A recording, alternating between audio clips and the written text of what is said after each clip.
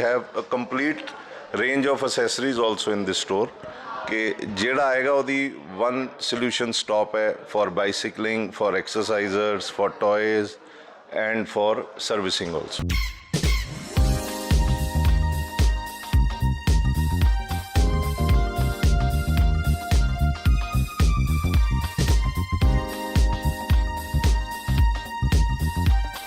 देखो असी जब साइकिल दे रहे हैं तो साडा मेन प्रायोरिटी है कि कस्टमर सर्विस देना।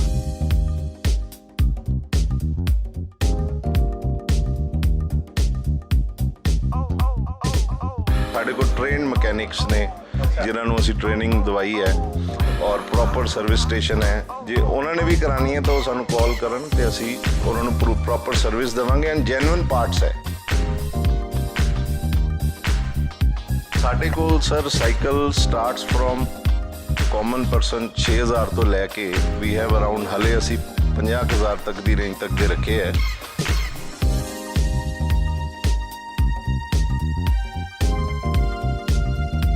असी इत्थे सब अच्छी क्वालिटी दे स्पेयर पार्ट्स सब चीज़ रख के लोगों की सेवा करना चाहते हैं।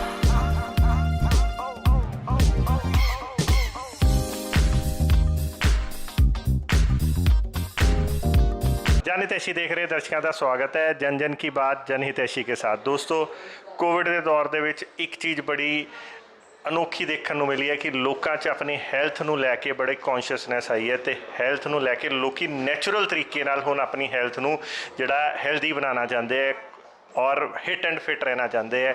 तो ये सारी चीज़ों के विच एक चीज़ तुहानूं पहलां भी असीं कई बार दस चुके कि सडनली एक साइकिल एक इहो जिहा व्हीकल उभर के आया, एक एक्सरसाइजर के रूप च सामने उभर के आया कि लोगों ने साइकिल नूं लैके अपनी हैल्थ नूं हिट एंड फिट किया तो साइकलिंग नूं बहुत मोटिवेट मिलिया, एक अलग ही मुकाम मिल गया साइकिल नूं।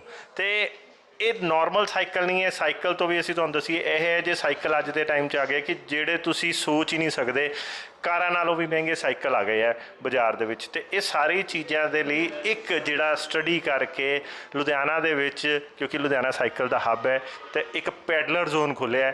तो ये मालक जिहड़े हैगे मिस्टर संदीप चौधरी है। तो असीं अज इन्हां दे शोरूम ते पहुँचे हैं। इन्होंने एक नवा कॉन्सैप्ट लॉन्च किया, इन्होंने पूछिए कि की कॉन्सैप्ट है। नमस्कार जी। नमस्कार सर। संदीप जी की कॉन्सैप्ट है? कंसेप्ट ये है सर कि असी at one space we have provided like exercises, complete bicycles, toys और fitness, और उस तो अलावा भी पूरी रेंज बच्चों की छोटे तो बड़े bicycles of high quality. And जे आप किसी को भी हाई क्वालिटी बाइसिकल देने हैं तो सब तो बड़ा कंसर्न है सर्विस, जिहड़ी कि लोगों को नहीं मिलती। जे बंदा 10 किलोमीटर दूरों साइकिल लैके आंदा है, उस तो बाद वीयर एंड टीयर एंड सारी चीज़ों तो बाद सर्विस एक बहुत बड़ा कंसर्न है। और असी लुधियाना च पहला full equipped with imported machinery washing system के नाल सर्विस स्टेशन भी खोलिया है। मतलब की मजाक कर रहे हो तुसीं? हुण साइकिल भी तो होंगे तुसीं? साइकिल भी सर देखो, जे किसी को 15,000 की साइकिल देवांगे, 15-20,000 की साइकिल देने तो अगला साढ़े कोलों हर चीज़ एक्सपैक्ट करता है। जिहड़ा बच्चा है वो लिए cycle is like a car. और अज की जिस तरह तुसीं हुण कहा है कि साइकिल नूं लोकी एक्सरसाइजर के तौर पर यूज़ कर रहे हैं, तो वो लिए जो 15-20,000 बंदा खर्चता है और वो साइकिल ठीक नहीं होंदी या पार्ट्स नहीं मिलते, तो बड़ा प्रॉपर केयर नहीं मिलती। तो वो नाल की है कि अगले का ध्यान साइकिल वालों हट जाता है कि भाई साहब मैं साइकिल तो खरीद ली है बट यदी सर्विस कितों होएगी, अज ये मान लो गियर्स खराब हो गए या यदी डिस्क्स खराब हो गई हैं या ये इंपोर्टेड टायर्स नहीं मिल रहे या इंडियन टायर्स अच्छी क्वालिटी के नहीं मिल रहे। असी we have a complete range of accessories also in this store कि जेड़ा आएगा वो वन सोल्यूशन स्टॉप है for bicycling, for exercisers, for toys and for servicing also. Sir ये मैंने एक गल दसो, जो तुसीं सर्विसिंग वाला सानू इन्ना वधिया नुस्खा दसिया, ये एक्चुअल च साइकिल ही जरूरी है या तुसीं अपने इनकम का सोर्स बनाया? नहीं सर, साइकिल भी जरूरी है और इनकम का सोर्स देखो, असी जब साइकिल दे रहे हैं तो साडा मेन प्रायोरिटी है कि कस्टमर सर्विस देना, क्योंकि we are in service industry. और जिहड़ा साडे कोलों कस्टमर ਸਾਈਕਲ ਲੈ ਕੇ ਗਿਆ ਕੱਲ ਨੂੰ ਦੇਖੋ ਚੀਜ਼ ਚੱਲੇਗੀ ਤਾਂ ਵੀਅਰ ਐਂਡ ਟੀਅਰ ਵੀ ਹੋਏਗੀ, ਟਾਇਰ ਟਿਊਬਸ ਖਰਾਬ ਹੋ ਰਹੇ, ਬਹੁਤ ਪਾਰਟਸ ਨੇ ਜਿਹੜੇ 2 ਦਿਨ ਬਾਅਦ ਵੀ ਤੁਹਾਨੂੰ ਸੈਟਲ ਕਰਨੇ ਪੈਂਦੇ ਆ ਨਵੀਂ ਬਾਈਸਾਈਕਲ ਲੈਣ ਦੇ ਬਾਵਜੂਦ ਵੀ। ਤੇ ਉਹਦੇ ਲਈ ਫਿਰ ਉਹਨੂੰ 15 ਕਿਲੋਮੀਟਰ ਚੱਲ ਕੇ ਜਾਏ। ਅਸੀਂ very soon we are going to start pick and drop facility also for servicing. ਹਾਂਜੀ, ਕਿ ਸਾਨੂੰ ਇਹ ਨਹੀਂ ਹੈ ਕਿ ਅਗਲਾ ਸਾਡੇ ਕੋਲੋਂ ਹੀ ਸਾਈਕਲ ਲੈ ਕੇ ਗਿਆ ਤੇ ਸਰਵਿਸ ਕਰਾਏ। ਜੇ ਉਹਨੂੰ ਜਿਸ ਤਰ੍ਹਾਂ ਲੋਕੀ ਅੱਜ ਅਮਰੀਕਨ ਬਾਈਸਾਈਕਲਸ ਨੇ ਟਰੈਕ ਦੀਆਂ, ਤਾਇਵਾਨ ਦੀ ਜਾਇੰਟ ਹੈ, ਸਾਡੇ ਕੋਲ ਟ੍ਰੇਨਡ ਮਕੈਨਿਕਸ ਨੇ ਜਿਨ੍ਹਾਂ ਨੂੰ ਅਸੀਂ ਟ੍ਰੇਨਿੰਗ ਦਵਾਈ ਹੈ ਔਰ ਪ੍ਰੋਪਰ ਸਰਵਿਸ ਸਟੇਸ਼ਨ ਹੈ। ਜੇ ਉਹਨਾਂ ਨੇ ਵੀ ਕਰਾਉਣੀ ਹੈ ਤਾਂ ਉਹ ਸਾਨੂੰ ਕਾਲ ਕਰਨ ਤੇ ਅਸੀਂ ਉਹਨਾਂ ਨੂੰ ਪ੍ਰੋਪਰ ਸਰਵਿਸ ਦੇਵਾਂਗੇ ਐਂਡ ਜੈਨੂਇਨ ਪਾਰਟਸ ਹੈ।